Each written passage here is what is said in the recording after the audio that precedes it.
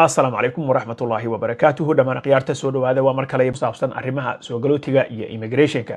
arrimahan ayaa waxaan ku eegi doonaa insha Allah taala dadka soo galootiga ah ee cusub waxa ay ka damacsan yihiin maamulka Donald Trump sidoo kale waxaan eegi doonaa dadka iyagu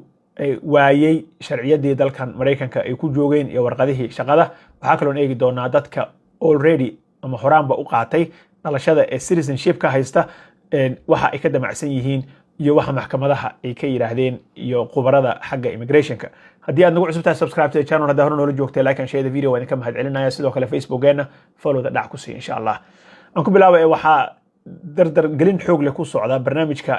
madaxweyne Trump iyo xirtiisa ay ku wadaan rabaan inay sharciga kaga noqdaan dad fara badan oo soo galooti ah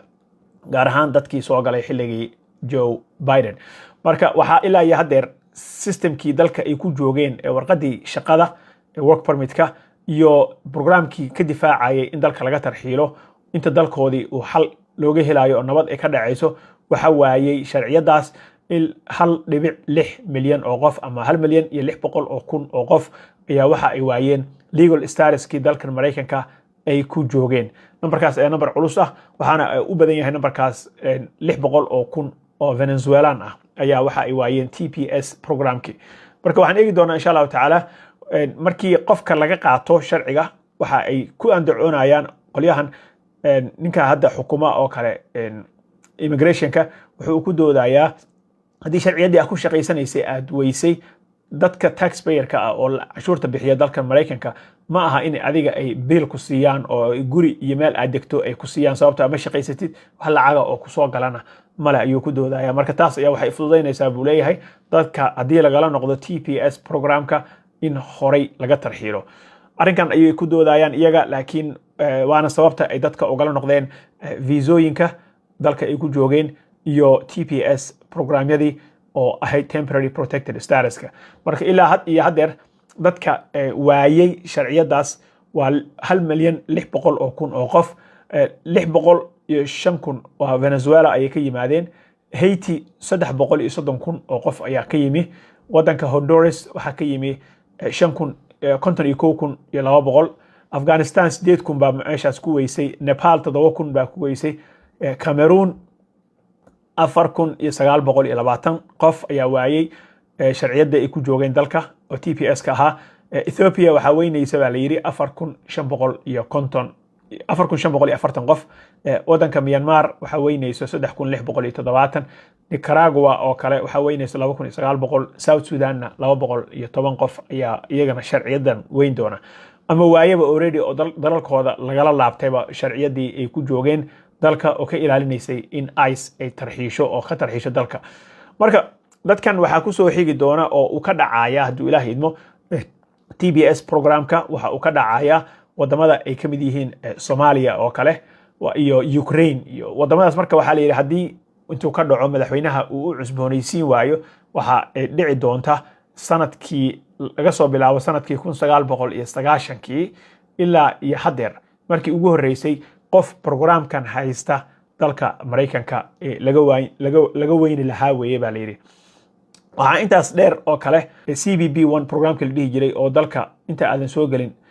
appointmentiga ballanta lagu soo sameeysan jiray inta aad darbiga ka soo boodin hadhowna qof immigration officer ah aad kula kulmaysay xuduuda adoo information-kaaga waxaaga lahayo kaas ayaa waxa ay u bedeleen oo ay ka dhigeen in qofka uu isku tarxiili karo haddii uu rabo dalka Mareykanka in uu rajo ka qabo inuu mar ku soo laabto CBP1kii programkii ahaa ama app-kii waxa ay ka dhigeen mid dib ugu laabasho ah self deportation ada istarxiilayo app-ka ka soo apply gareynaysa baa la yiri marka waagi dhaweyta markii ay balan qaadeen waxa ay sameeyeen in ay diyaaradana ku gooynayaan hadaa dirto adiga $1 lacagana ay ku siinayaan usbuucii hore waxa soo baxay marka in ay rabaan inay ka dhigaan $3,000 diyaaradana qofka laga bixin doono laakiin arrinka isaga ah uma shaqeyn sababtoo ah waxayba ay la yihiin dad far badan oo hadda isticmaala programka oo dalkii dib ugu laabto $1,000 hatta qaato dadkan they taking their chances inay dalkan Mareykanka ay iska sii joogaan ay chance ka qaadanayaan xilligaas oo ay damacsan yihiin in madaxweyne Trump markuu tago xaaladan xal loo heli doono tan kale oo ay hadda ka shaqeynayeen oo usbuucan soo baxday oo la isku haysto waxa weeye in dadka asylumka sugayo ama dadka sugayo magangelyo doonka oo applicationada ay u xareysan yihiin ayaa waxa ay bilaabeen in ay asylumkii dedejiyaan. ma aha inay sharci ku siinayaan, waxa ay soo saareen qorshe ah qofka horta muxuu asylum u qaataa ama magangelyo doon uu u qaataa. wuxuu u qaataa bay yiraahdeen cabsi uu ka qabo dalkiisii hooyo in lagu dhibaateeyo. marka waxaan ka shaqaynaynaa bay yiraahdeen in wadamo kale aan dhiil la soo galno, qorshe aan ka soo dhaadhacsiino. dadka hadda Afrikaanka oo kale dhiilkan waxaa qaatay wadanka Uganda oo kale. marka waxay yiraahdeen dadkii sugayay maxkamadaha marka oo xilliga dheer sugi lahaa dhowrka sano ay qaadan lahayd oo laga yaababa in xilliga Trump uu dhaafo, waxa ay soo saareen in wadamo kale la geyn karo. Supreme Courtiga ama maxkamadda dalkan Mareykanka ugu sareysana warkaas waa ay gaarsiiyeen, wayna ka ogolaatay waa dhaweyto. problemka haystay wuxuu ahaa inay helaan wadamo qaabilayo dadkaas oo haddii dalkoodii ka cabsanayaan dalkan kale magangelyo doon ahaan in loo geyn karo. so Afrikaanka ama East Africa, Uganda ayaa dhiilkaas qaadatay. programkaas marka waxa ay rabaan in ay ka kansalaan dadka asylumka sugayo oo sharciyada warqadda kumeelgaarka warqadda shaqada haysta iyo oo social security iyo nidaamkii dalkan kaga sii shaqaysan lahaa inta judge uu go'aan ka gaarayo dadkii sugayay oo dhan. waxa ay rabaan in ay maaragtay badda ku daraan oo ay isticmaalaan sharci iyaga ay soo saarteen, maadaama bay leeyihiin waddankaagii hooyo aan lagugu celinaynin waddan kale oo magangelyo ku siinayo baa lagu geynaya. so dad fara badan ayaa arrinkan isaga natiisa ku joogay. TPS programka ka mid ahaa, waxaa ka mid ahaa dadka asylumka sugayo. programkaas halkaas ayaan kaga gudbi doonaa insha allahu tacaala. haddii aan kan kale u gudbo, dadka dhalashada qaatay ee citizenska ah oo already la dhaariyey oo shahaadadoodii haysta oo baasaboorka Mareykanka haysta ayay iyagana u soo jeensadeen. dadkan ayaa waxa ay ku sheegeen asbuucii lasoo dhaafay in ay ka damacsan yihiin in bishiiba waa bishii 100 ilaa 200 oo qof sharciyada in lagala laabto oo case-kooda review lagu sameeyo oo dib u eegis lagu sameeyo. maxkamadaha iyo dadka u dooda arrimaha soo galootiga ee advocacy groupska ah iyo sidoo kale hay-ado waaweyn ayaa aad iyo aad uga hadlay arrinkan isaga ah. waxaa kale oo ay hay-adahan ka qayb qaadanayaan in ay loo suudiyo ama maxkamado ay la aadaan go'aanka loogala laabtay TPS programka wadamadaas hadda faraha badan oo haday aan soo tirinay. marka arrinkan dood ay kaga jiraan. waxaa kale oo ay sheegeen oo ay cadeeyeen 1990kii ilaa 2020kii